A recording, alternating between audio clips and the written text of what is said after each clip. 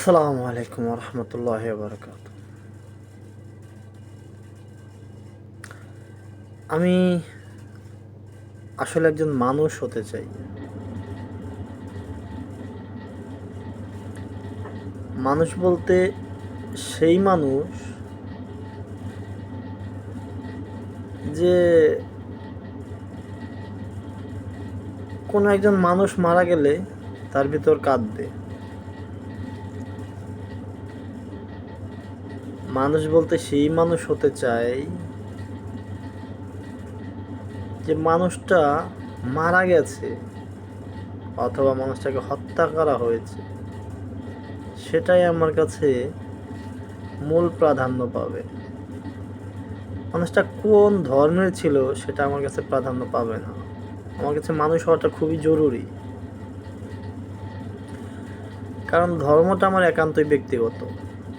আমি কোন ধর্মের সেটা আমার কাছে একান্তই ব্যক্তিগত, কিন্তু যখন অন্যের সাথে সম্পর্ক তৈরি করতে কোনো বিষয় আসবে সেটা হচ্ছে মনুষ্যত্ব।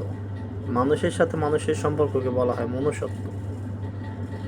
আর নিজে আমল করবেন সেটা হচ্ছে আপনার ধর্ম। আপনি কি আমল করবেন, কোন ধর্মের অনুসারী হবেন সেটা আপনার ইচ্ছা, কিন্তু মানুষ হওয়াটা খুবই জরুরি। মানুষ হওয়া চাই আমাদের প্রত্যেককে।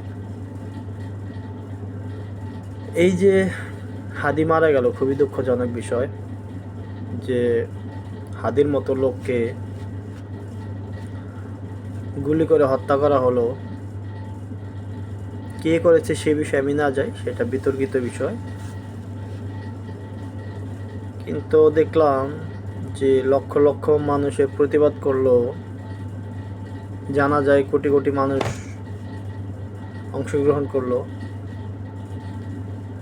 ঠিক একই সময়ে আর একটা হিন্দু লোক মারা গেল না, তাকে হত্যা করা হলো। সে হচ্ছে দীপু। সে একজন গার্মেন্টস শ্রমিক ছিল।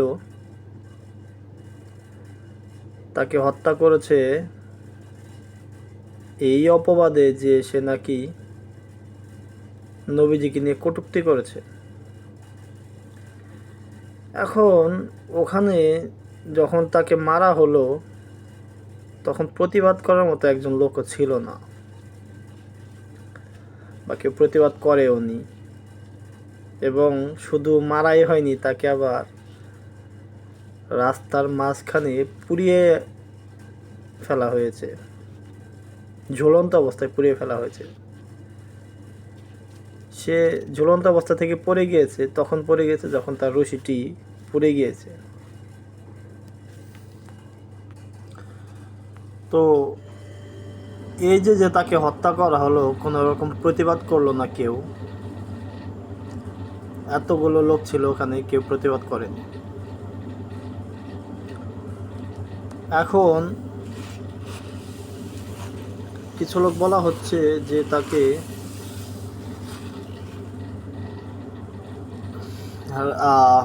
কি বলে, গার্মেন্টসের অভ্যন্তরীণ কুন্দলের কারণে তাকে হত্যা করা হয়েছে। কারা হত্যা করেছে? গার্মেন্টসের মালিক পক্ষ তাকে পরিকল্পিত হত্যা করেছে। এখন কথা হলো, গার্মেন্টসের মালিক তাকে পরিকল্পিত হত্যা করলো, কি বলে হত্যা করলো? তাকে অপরাধটা কি তার? গার্মেন্টসের কোনো বিষয় সামনে এনে কিন্তু তাকে হত্যা করা হয়নি। তাকে হত্যা করা হয়েছে যে সে নবীজিকে কটূক্তি করেছে, এই প্রোপাগান্ডা ছড়িয়ে তাকে হত্যা করা হয়েছে। কারণ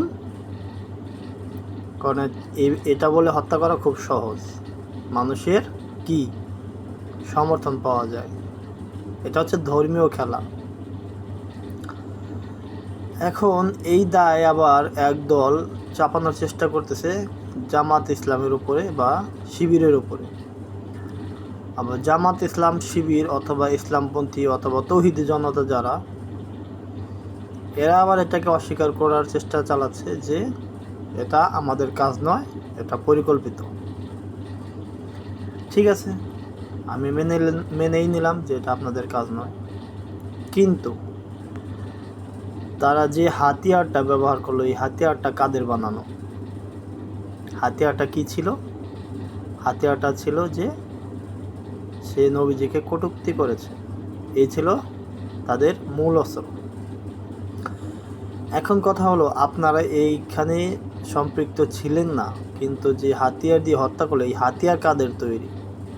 এটা একটা বড় প্রশ্ন, বিশাল বড় একটা প্রশ্ন, যে এই হাতিয়ার কাদের তৈরি, কারা এই হাতিয়ার তৈরি করেছে? যে কেন একজন মানুষকে মেরে ফেলা এতটা সহজ হলো শুধু এই হাতিয়ার ব্যবহার করে, যে নবীজিকে কটূক্তি করেছে। এই যে একটা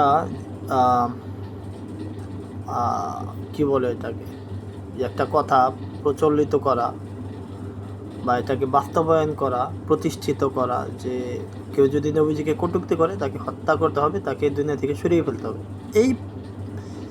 এটা বাস্তবায়ন কারা করেছে? এটা বাস্তবায়ন করেছেন আপনারা, যারা ইসলামপন্থী, জামাত শিবির, তৌহিদি জনতা বলেন আর শিবির বলেন, এবং যারা ইসলামপন্থী আছেন, আপনারা এটা ওয়াজ মাহফিল করে, প্রচার করে, বিভিন্ন সোশ্যাল মিডিয়ায় বিভিন্ন বক্তা, বিভিন্ন বয়ানের মাধ্যমে আপনারা এটাকে প্রতিষ্ঠিত করেছেন যে কেউ যদি নবীজিকে কটূক্তি করে তাহলে তাকে হত্যা করতে হবে, তাকে দুনিয়া থেকে সরিয়ে ফেলতে হবে।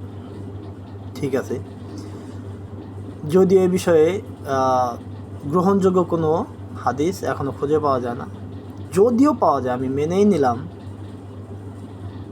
যে এরকম কোনো হাদিস আছে যে নবীজিকে নিয়ে কটূক্তি করলে তাকে হত্যা করতে হবে, যদিও থাকে আমি মেনেই নিলাম, আমি একটা মুসলিম ঘরের সন্তান সেই হিসাবে মেনেই নিলাম। কিন্তু এটাকে যদি আপনারা এমনভাবে প্রচার করেন যে মানুষ হাতিয়ার হিসেবে ব্যবহার করতে পারে, সেটা সম্পূর্ণ আপনাদের ব্যর্থতা। এই জবাবদিহিতা আপনাদেরকেই করতে হবে পরকালে, এটা আমি বিশ্বাস করি।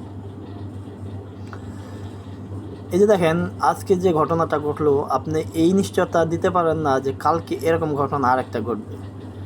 এই নিশ্চয়তা আপনি দিতে পারেন না, কারণ এই হাতিয়ারটা অলরেডি তৈরি হয়ে গেছে। এই হাতিয়ার দিয়ে আরও কিছু মানুষ হত্যা করা হবে। আজকে গার্মেন্টস মালিক পক্ষ যে হাতিয়ারটা ব্যবহার করছে, কালকে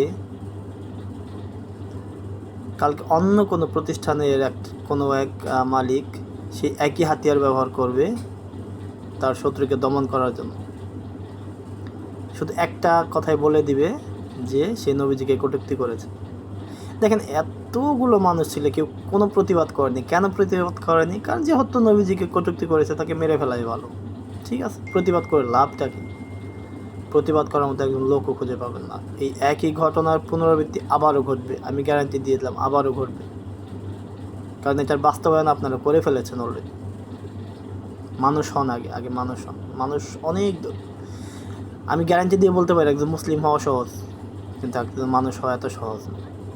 মানুষ হন, আগে মানুষ হন। শুধু মুসলিম নয়, একজন হিন্দু হওয়াও সহজ, খুব সহজ, কিন্তু মানুষ হওয়া এত সহজ না। পারলে মানুষ হবেন, ধর্মীয় ব্যক্তি হওয়ার আগে পারলে একজন মানুষ হয়ে নেবেন। ধর্মীয় ব্যক্তি অবশ্যই হবেন, আপনার নিজস্ব ধর্ম অবশ্যই থাকবে, কিন্তু সেই সাথে মানুষ হন। এমন কিছু বাস্তবায়ন করবেন না যেটাকে মানুষ ধর্মীয় হাতিয়ার হিসেবে ব্যবহার করে যে কোনো অপকর্ম করতে পারে, ঠিক যেমন ঘটনাটা ঘটলো। আল্লাহ আপনাদের সকলকে হেফাজত করুক, সঠিক ইসলামের দাওয়াত দেওয়ার তৌফিক দান করুক। সকলে হেফাজতে থাকবেন। আবারও বলছি, মনুষ্যত্ব জাগিয়ে রাখুন, মানুষ হন। ধন্যবাদ।